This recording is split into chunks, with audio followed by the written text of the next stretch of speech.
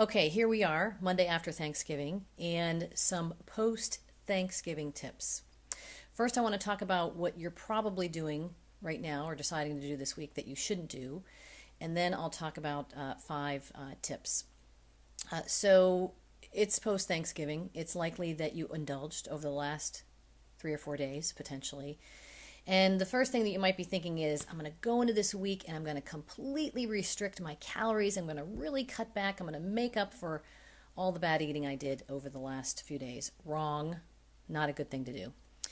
The other thing that you might be thinking of doing is extra exercise. Maybe doing doubles, working out extra hard. Maybe you've been only working out a half hour. Now you're going to do an hour and a half every day to make up for what you did over the last 4 days. Also wrong.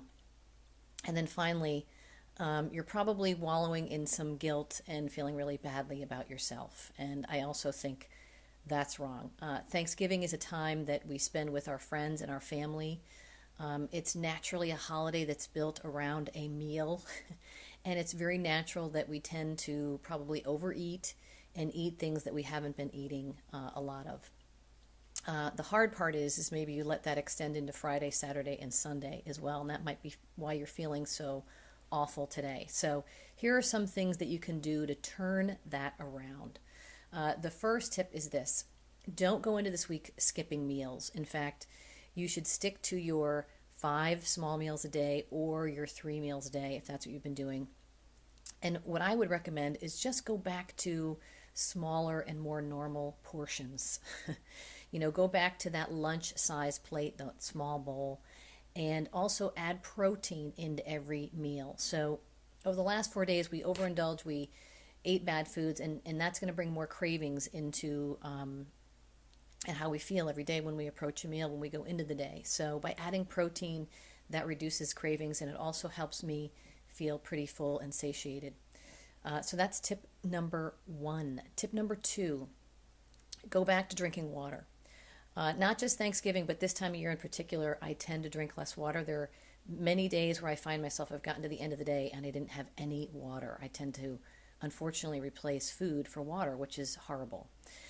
So go back to making sure you drink water. The other great thing about drinking water now is if you add a little bit of lemon or lime to your water, it serves as a natural detoxifier. So the rule of thumb is half your body weight in ounces per day. So get a large bottle, carry that with you to remind yourself, sip on it all day long to make sure you get the proper hydration. The other thing about hydration is it keeps you full too, so it helps you to eat less. Tip number 3, probably the hardest one for me, is avoiding sugar. So this time of year, there's the obvious, I had a piece of pumpkin pie, I'll be honest. I had some cookies over the weekend, and what happens when I eat sugar and with most people is you just crave more sugar. So that's the drawback to this. And there's the obvious sugars like, the cookies and the pastry and the bad stuff, the candy that comes in those gift boxes that arrive in the office from clients. But there's also a lot of hidden sugars that you need to be aware of. Sugar is in salad dressing, it's in sauces, it's in crackers, it's in a lot of cereals, it's in most processed foods. So do your best to avoid the sugar. Why? Because it is a well-known fact that when you eat sugar and processed foods, you gain weight and you feel bloated and awful. So when you look at labels, look for the amount of grams of sugar in that label. Obviously, stay away from all the bad stuff, the obvious sugars. But remember that 4 grams of sugar roughly equals 1 teaspoon. So as I mentioned, in things like cookies and crackers and sauces and salad dressings, sometimes these will have 4, 5, 6 teaspoons of sugar per serving. So it can creep into your diet. It's not a good thing. Tip number 4, keep healthy staples in the house. So what are some of my healthy staples? First, in my pantry, as I've said this before, brown rice and quinoa, and sometimes gluten-free pasta. In my fridge, I make sure that I have at least some kind of good fruits and vegetables. Grapes, apples are a good time this year. Pears are a great time this time of year. I have things that I can easily throw into a stir fry. Some green beans, some broccoli, some various colored peppers, mushrooms, things like that. I also make sure I always have eggs on hand That's a great source of protein. So what happens in this busy time of year is we tend not to be able to make the healthy foods that we like to make, right? And spend time on those good dinners and good lunches.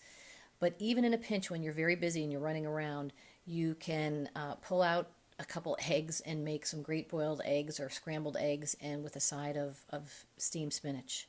You can pull out those veggies out of your fridge, put together some quinoa. Quinoa only takes about 12 to 15 minutes to cook, and have a great stir fry with some quinoa. The other thing that I like to do is to stock up on maybe some even, I'm not a big beef eater, but more and more I read about grass-fed beef. It's a great source of protein. And I will have organic chicken, individual chicken breasts in the freezer. So I can pull those out really quickly, get my protein source with a side of veggies and again some quinoa. Make some brown rice, big batch of brown rice at the beginning of the week that you can pull out and eat as a side dish. So always some great quick and easy things that you can do when you're extremely busy and you don't have the time. And then last but not least is do things that help you stay positive, to think positive during this time of year. Another big source of weight gain and depression and feeling just physically bad is stress. And this is the one time of year that, if at all possible, you can think of ways to avoid and eliminate stress and being depressed and down on yourself. You want to avoid that. So what can you do? Do some light stretching. Take a few minutes at the end of the day to do some meditation. Exercise. Even if you only get 15 minutes of exercise in a day, it's going to help lift your spirits. We love the Christmas music, the holiday music in our house, so there are many radio stations by us that play it 24/7. So we will often have, that on instead of sitting in front of the boob tube and the television and getting drawn in and feeling tired. So think of those things that can help relieve stress for you. Another big thing this time of year is getting enough sleep. I'm one of those people who really enjoys her 8 hours, and that's not always possible. Just as an example, we went to my husband's high school reunion this past Friday night, and we got in at 2 a.m. So I did not get good, healthy sleep that night, and I really felt it the next day. So do what you can to get at least 6 to 7 hours of sleep when you can. All right, those are my tips. Don't skip your meals, add protein, drink lots of water, avoid sugar, keep healthy staples in the house, and think positive. If you do those things through now and through the first of the year, and you continue to exercise and do your best, you're going to feel pretty great. Have a good day, everybody.